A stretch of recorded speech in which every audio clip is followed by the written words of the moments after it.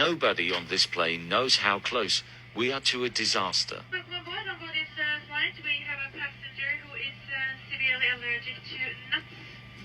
We therefore ask you not to consume any nuts or open products containing nuts which you may have brought on board. Boarding complete. Jet? Hi, my name is Dr. Rubin. I'm a board-certified allergist, and it is so important to take people's concerns regarding food allergies seriously because reactions can be potentially life-threatening. However, I do want to make sure that I clarify some potential misconceptions and help provide some reassurance regarding traveling on an airplane and having a peanut allergy. One of the biggest questions and concerns surrounding a person with a peanut allergy and flying on an airplane is whether or not they could develop a severe, potentially life-threatening allergic reaction through inhaling peanut dust or smelling aromas or vapors from peanuts.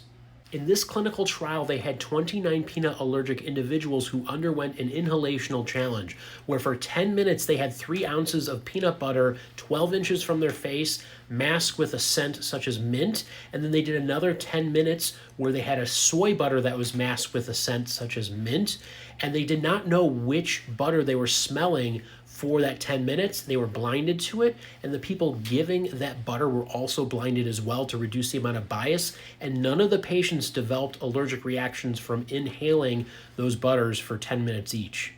In this study, they looked at how well you could remove peanut allergens from the environment after smearing 5 mLs of peanut butter onto various surfaces, such as hands or on tabletops. And interestingly, they found that hand sanitizers and water alone do not effectively remove peanut allergens.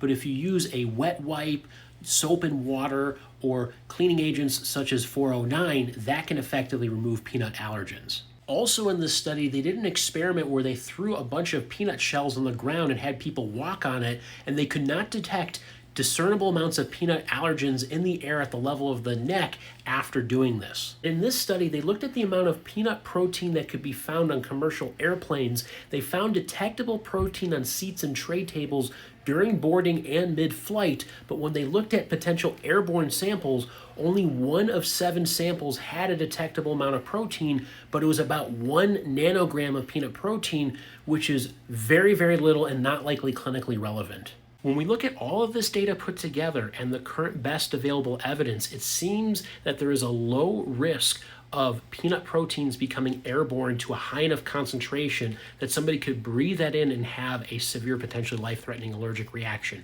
However, it is really important to take food allergies seriously because it can be severe and potentially life-threatening. So people living with a food allergy should pre-board, talk with crew members and people that they sit nearby ahead of time, clean the surfaces on the seats and tray tables to reduce the chances of having any cross-contamination where your hands touch a surface that has the peanut protein and it gets into your mouth. That could cause a reaction potentially, and it would be a good idea for people seated nearby to not have that food allergen in order to help protect those people living with a food allergy.